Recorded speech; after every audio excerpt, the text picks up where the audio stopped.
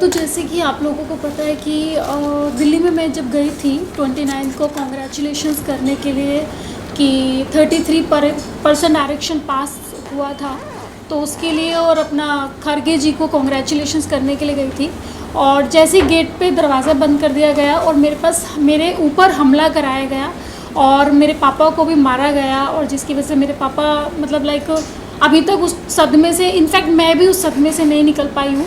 तो मैंने पहले भी मीडिया में बोला था कि मैं 2-3 दिन का वेट करूँगी, तो मैंने वेट किया। मुझे लगा था शायद अब पार्टी की तरफ से कुछ आएगा या अब मुझे कोई एक रिप्लाई तो आएगा, बट कुछ भी रिप्लाई नहीं आया गया है। तो फिर अभी मैंने डिसाइड किया है कि अभी मुझे इस चीज़ पे एक्शन लेना चाहिए, क्योंकि ये गलत है। ये मतलब मेरे साथ नहीं हुआ है, ये मतलब हर देश की बेटी के साथ हुआ है जो मतलब लाइक आगे बढ़ना चाहती है या आपकी अपने हक की लड़ाई लड़ना चाहती है। तो उस चीज़ पे मैंने अपना मैंने कार्रवाई की है, जिसकी वजह से मैंने अभी 1-2 दिन हुए हैं शायद हमने ये भेजा है, क्योंकि मुझे इस चीज़ पे अब मैं चुप नहीं बैठूंगी, क्योंकि जब मैं गलत नहीं हूँ तो मैं गलत सहूँगी भी नहीं। और जिसने ये किया है, और मैं चाहती हूँ, मैं इनफैक्ट प्रेजेंट गवर्नमेंट से भी चाहती हूँ और अपनी कांग्रेस पार्टी से भी चाहती हूँ कि उस व्यक्ति का पता लगाया जाए, क्योंकि मुझे वो व्यक्ति पता है। आप लोग अपनी चीज़ों से पता लगाए, और जिसकी वजह से मैंने प्राइम मिनिस्टर ऑफ इंडिया को भी भेजा है अपनी प्रोटेक्शन के लिए, और the home minister of India को भी भेजा हुआ है, और the minister of information and broadcasting को भी भेजा गया है, and national commission of schedule caste को भी भेजा है। ये सब लोगों को मैंने भेजा है, क्योंकि मुझे ऐसा लगता है कि जब इन लोगों ने ऑन रोड मेरे पे हमला कराया गया है, तो अगर मैं FIR करवाने के लिए जाती हूँ तो पता नहीं ये लोग मेरे पे क्या करा दें। तो मैं सरकार से यही दरख्वास्त करती हूँ, महाराष्ट्र गवर्नमेंट से और दिल्ली गवर्नमेंट से और यहाँ तक कि प्रेजेंट गवर्नमेंट से, कि मुझे सिक्योरिटी प्रोवाइड की जाए, जिससे कि मैं सही से अपनी FIR दर्ज करा दूँ, जिसकी वजह से उन लोगों को सज़ा मिले जिन्होंने मेरे साथ ये हमला करवाया है। इनफैक्ट मुझे एक बात समझ में नहीं आती कि ये सब चीज़ें कराने के बाद उल्टा ही मुझे पार्टी से निकाल दिया गया है, और वो भी जो लेटर आप लोगों ने देखा होगा सोशल मीडिया पे। मैं बताना चाहती हूँ सबको कि वो एक फेक लेटर है, वो झूठ लेटर है, जिस पे जो साइन आ रहा है श्याम किशोर शुक्ला जी, वो एक्स MLA है और इसके अनुशासन समिति के सदस्य हैं।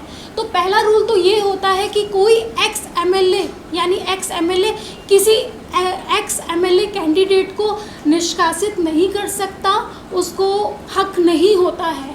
मुझे अगर कोई निष्कासित करेगा, वो करेगा प्रेसिडेंट, स्टेट प्रेसिडेंट, तो उनको कोई हक नहीं बनता है। और दूसरी चीज़, उन लोगों ने क्या किया कि एक लेटर पे बैक डेट की एंट्री डाल के मुझे निलंबित कर दिया गया है।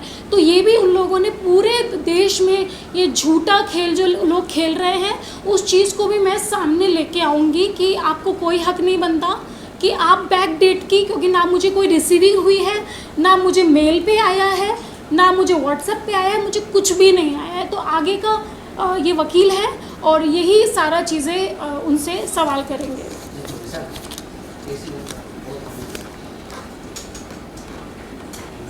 एसी बंद करिए, एसी थोड़ा बंद नहीं, एक्चुअली एसी नहीं है, वो मोटर का है।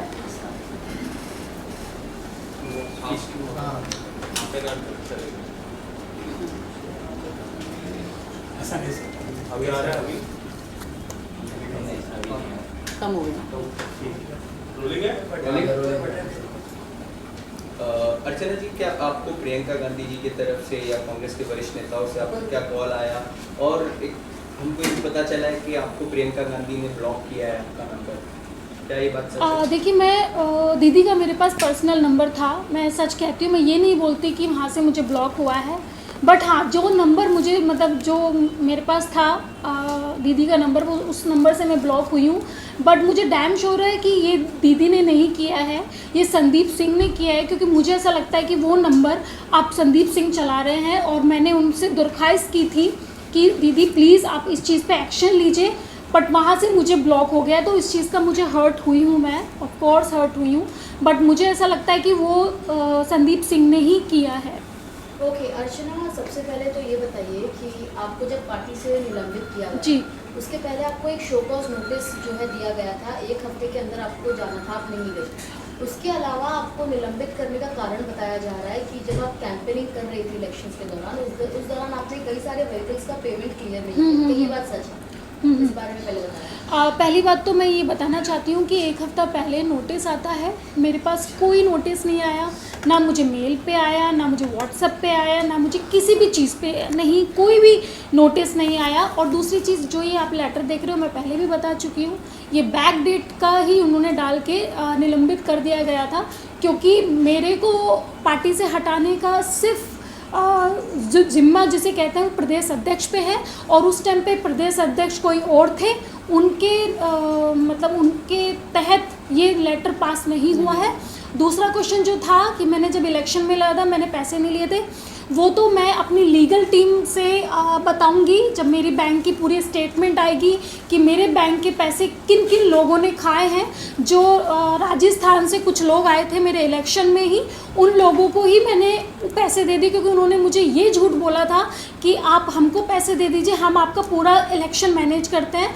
तो वो तो मेरी बैंक स्टेटमेंट ही तय करेगी कि मैंने किस किस को पैसे दिए। तो ये झूठा इल्ज़ाम लगाना आप किसी लड़की पे छोड़िए। और तीसरी चीज़ जो गाड़ी की पेमेंट के बोल रहे हैं कि गाड़ी का पेमेंट मैंने नहीं दिया है, आज भी गाड़ी की पूरी पेमेंट की रिसिप्ट मेरे पास है।